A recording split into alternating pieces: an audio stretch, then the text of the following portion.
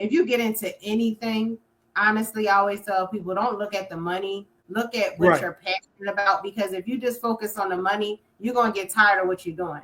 If you like it, you're passionate about it, you're going to hit that board no matter what's going on. You ain't going to be able to sleep at night sometimes because you're thinking about what you got to do next and 100%. What else you need to do to make it grow. And like you said, you invest in yourself. Like, even if you broke, you're going to be like, look, I got to figure out a way because I got to get this knowledge. I got to get this going.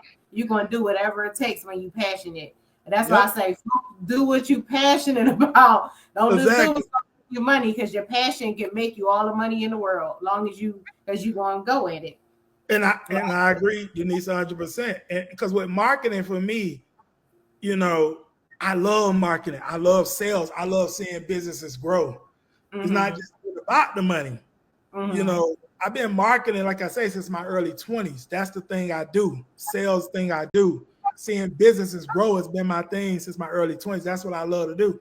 So it has never always just been about money. It's about, man, I want to see the end result. When I look at, I'm going to tell you this, Denise, and for you all that's watching this, being you going hard for your clients, even if it's not marketing and sales, let's say you have another type of business you're viewing this.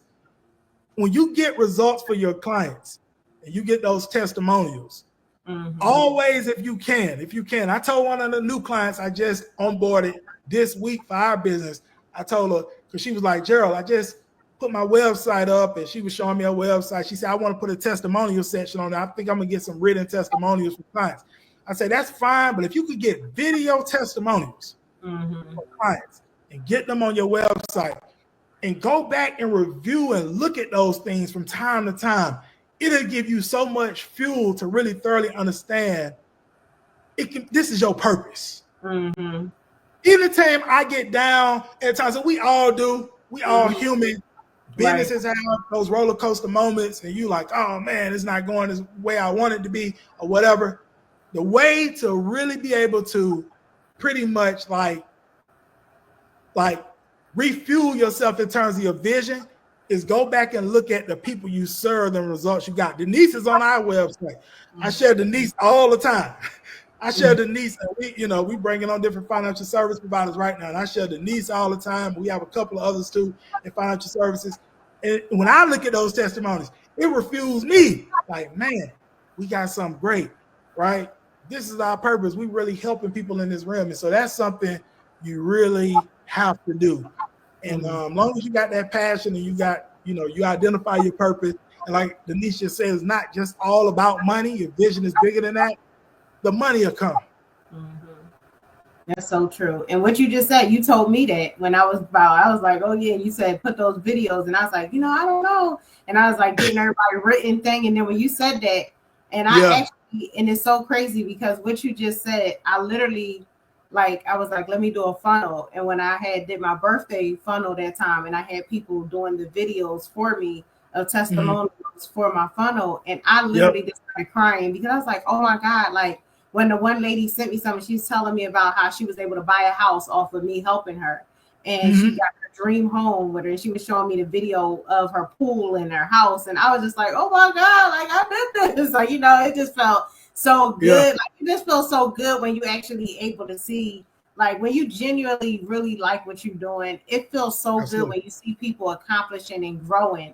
And like even little stuff, when I deal with my people, just little, like with my team, and I'm like, just like you said with network marketing, and I tell my people, like, I know we have a travel business. However, you are bigger than that. I'm like, what is it that and I still get on that. What are you passionate about? What do you like doing? Get into that too. Let's push that out there. Let's do this. And one of the girls is like, I really love doing this X, Y, and Z. And she really just finally, like, she just kept saying she ain't have no money. Money wasn't coming in. She wasn't getting people in the business. And it just wasn't working for her. So I was like, you know what?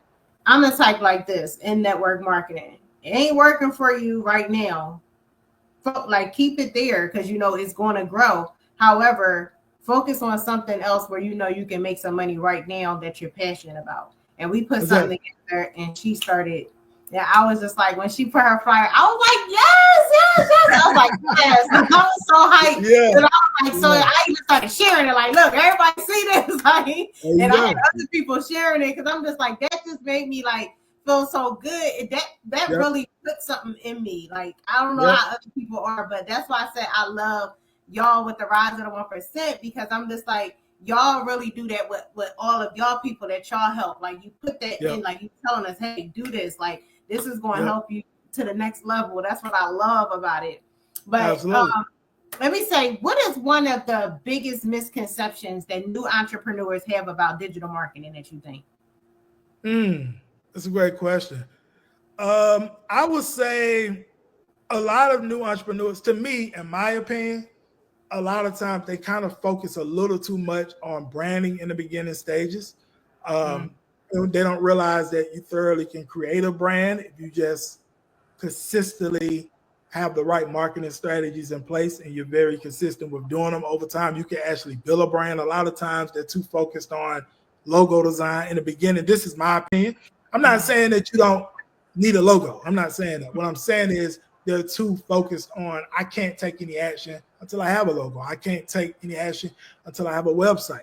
I can't take any action until I have a funnel or whatever the case may be. In reality, you can take some action before that. To be quite frank with you, for you all that's watching this, I actually landed some of my first consulting clients when we first launched in terms of consulting and coaching or what have you before we got into running the agency, before I even had a website.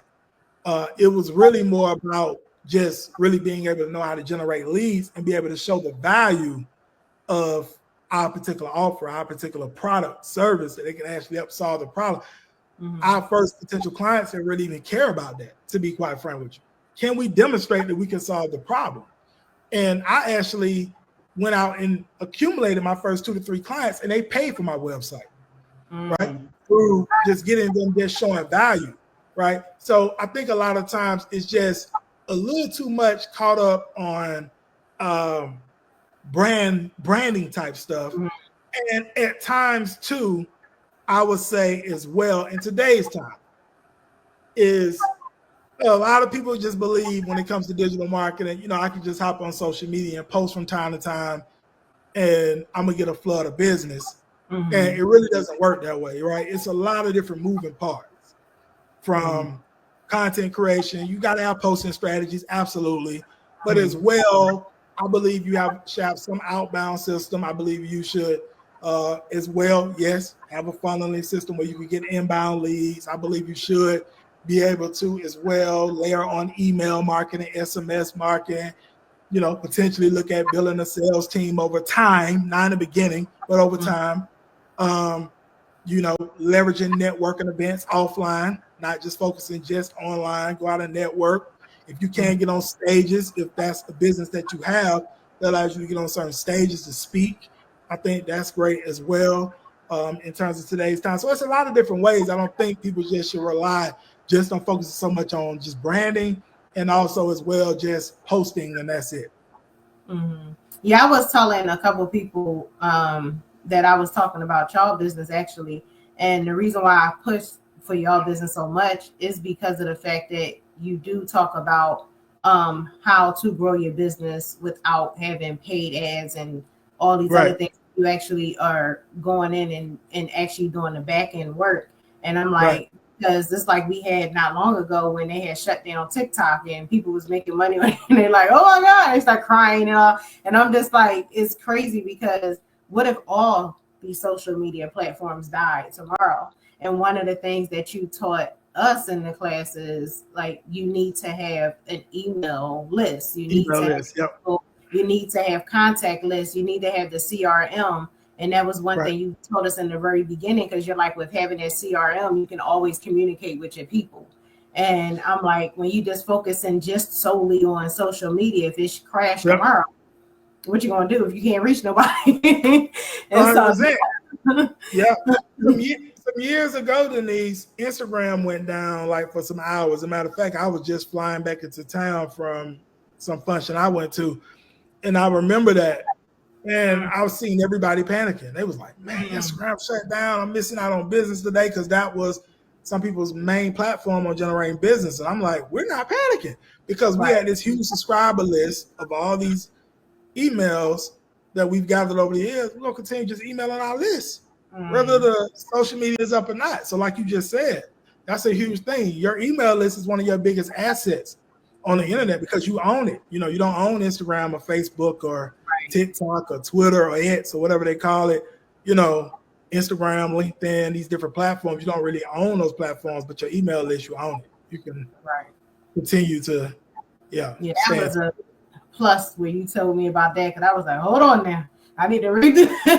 And so that made me rethink about, because at first I was getting stressed because I felt like, okay, at the time I'm like, all these people on social media, and I'm like, I don't have all this attraction marketing. I'm like, what I'm attracting? I'm sitting in the house. What am I doing? So I was just like, for me, it was like becoming, I think with some people it becomes stressful, especially if you're more of an introvert like me. I'm like that. I think I'm both. I'm an introvert, but it's like I can be an extrovert at times, but I am like to myself. And like in the business, they will say I'm a green because I'm more of that people who have to, you know, I'm like, I gotta research and I gotta this, like that's me. It's like I was like, I think that's why I had loved the ride so much, because you put it all out in front of you.